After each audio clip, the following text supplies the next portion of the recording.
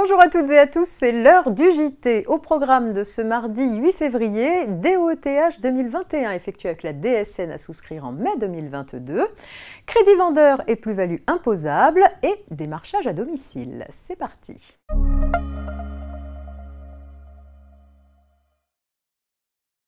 Les entreprises d'au moins 20 salariés doivent souscrire chaque année une déclaration relative à l'obligation d'emploi des travailleurs handicapés afin de déterminer si elles ont atteint ou non leur quota de 6% de travailleurs handicapés. Dans la négative, elles acquittent une contribution à l'AGEFIP par l'intermédiaire des URSSAF. En principe, la déclaration et éventuellement le paiement de la contribution s'effectue avec la DSN de février de l'année N+1 à souscrire le 5 ou le 15 mars selon les employeurs.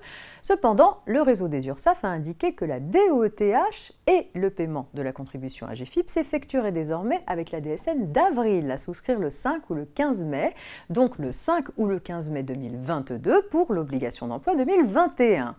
Le réseau des URSSAF présente cette tolérance de 2 mois comme une mesure pérenne. Les différents éléments relatifs aux effectifs communiqués en amont par l'URSSAF seront en conséquence transmis aux entreprises avant le 15 mars 2022 et non plus au plus tard le 31 janvier.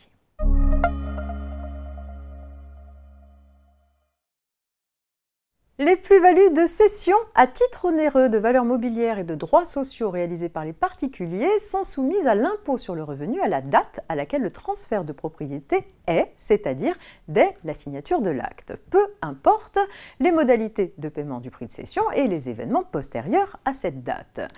Le Conseil constitutionnel a été saisi d'une affaire concernant un contribuable ayant accordé un crédit vendeur à l'acquéreur de ses titres et n'ayant pas été remboursé au terme fixé.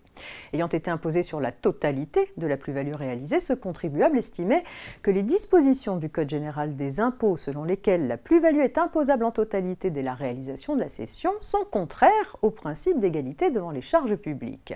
Une partie du prix de vente n'ayant pas été versée, il considérait qu'il aurait dû obtenir une réduction de l'imposition acquittée. Les dispositions contestées ont été jugées conformes à la Constitution. À la date de la vente, le contribuable a acquis une créance certaine dont il peut disposer librement. Le crédit vendeur est purement contractuel et ne remet pas en cause le prix de cession.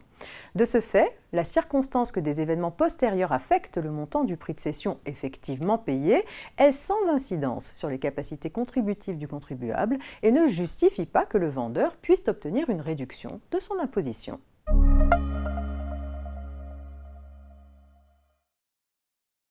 Le cadre juridique de la protection des consommateurs va être renforcé à compter du 28 mai 2022. Cela concerne notamment la réglementation du démarchage à domicile. À l'avenir, un professionnel ne pourra plus se rendre au domicile d'un consommateur en vue de vendre des produits ou de fournir des services lorsque ce consommateur a manifesté de manière claire et non ambiguë son opposition à une telle visite.